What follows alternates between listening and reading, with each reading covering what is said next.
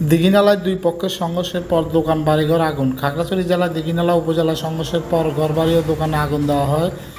খাগড়াছড়ি জেলার দীঘিনালা উপজেলায় পাহাড়ি ও বাঙালিদের মধ্যে সংঘর্ষের ঘটনা ঘটেছে। আজ বৃহস্পতিবার বিকেল 5টার দিকে লারমা স্কোয়ার এলাকায় এই সংঘর্ষ বাধে। এক পর্যায়ে পাহাড়ি জনগোষ্ঠীর দোকান ও ঘরবাড়ি আগুন লাগিয়ে দেওয়া হয় বলে অভিযোগ করা হয়েছে। স্থানীয় বাসিন্দা ও পুলিশ সূত্রে জানায়, খাগড়াছড়ি শহরের নোয়াপাড়া এলাকায় গতকাল বুধবার ভোরে মোহাম্মদ মামুন নামে এক ব্যক্তিকে মোটরসাইকেল চুরির অভিযোগে মারধর করা হয়। গুরুতর আহত অবস্থায় তাকে সদর হাসপাতালে নিয়ে যাওয়া হলে কর্তব্যরত চিকিৎসক মৃত ঘোষণা করেন। মামুন খাগড়াছড়ি সদরের শালবন মধ্যপাড়ার মৃত নূর নবীর ছেলে। এই ঘটনার সূত্রে ধরে আজ বিকেল 5টার দিকে দীঘিনালা বিক্ষোভ মিছিল বের করে বাঙালিরা।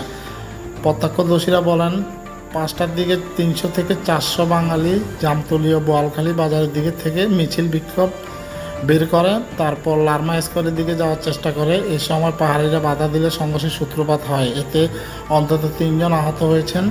সংঘর্ষের এক পর্যায়ে লারমা স্কোয়ার দীঘিনালা কলেজের পাশে প্রায় 37টি ঘরবাড়ি ও দোকানপাট জ্বালিয়ে দেওয়া হয়। প্রিয় জন্মভূমি,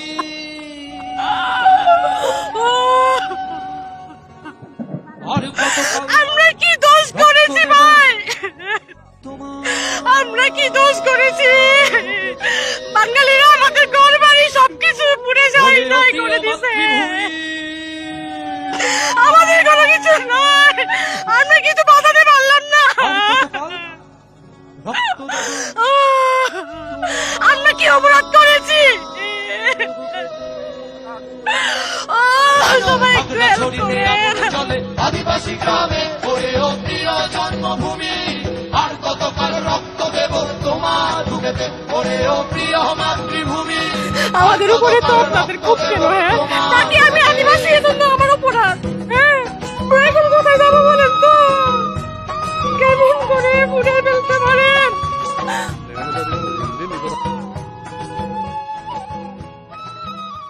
বোয়ালখালী বাজার এলাকায় বাসিন্দা মোহাম্মদ লোকমান হোসেন মিডিয়াকে বলেন, মামুন হত্যার বিচার দাবিতে শান্তিপূর্ণভাবে তারা মিছিল বের করেছিল।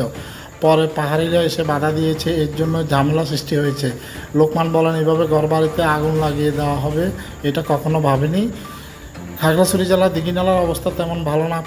পাহাড়ি বাঙালি সংঘর্ষে এক পর্যায়ে বাজারের দোকানগুলিতে আগুন ধরিয়ে দেওয়া হয়েছে। দোকানগুলিতে জ্বলতে জ্বলতে সব ছাই হয়ে যাচ্ছে। ফায়ার সার্ভিস এখন পর্যন্ত পৌঁছাতে পারে নাই। আল্লাহর কাছে দোয়া করবেন, আল্লাহ সবাইকে হেফাজত করুন। Source Prothom Alo. Please pin comment check. পাহাড়ি বাঙালি ভাই ভাই কারোর মধ্যে কারো কোনো ভেদাভেদ নাই। যারা জল ঘোলা করতে চাচ্ছে তারা হচ্ছে কোকিচিন ইউপিডিএফ পাহাড়ি সংগঠন। এরা উস্কানি দিচ্ছে। বাংলাদেশ থেকে চট্টগ্রামকে বিচ্ছিন্ন করা ষড়যন্ত্র বহু আগ থেকে চলছে। এখন মাত্র কিছু লোক ঘোলা পানিতে মাছ শিকার করতে চাচ্ছে। আমার এই সোনার বাংলাকে নিয়ে কেউ ষড়যন্ত্র করলে বাংলাদেশ সেনাবাহিনী এর উচিত জবাব দিবে। যারা বিশৃঙ্খলা করবে আইন তাদের উপর কঠোর শাস্তি প্রদান করবে।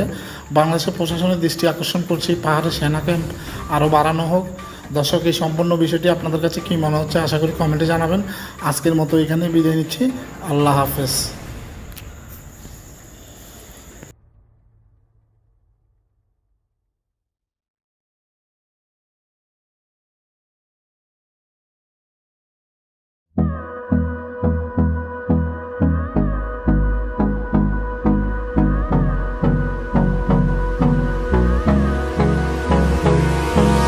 Hold me close till I get up. Time is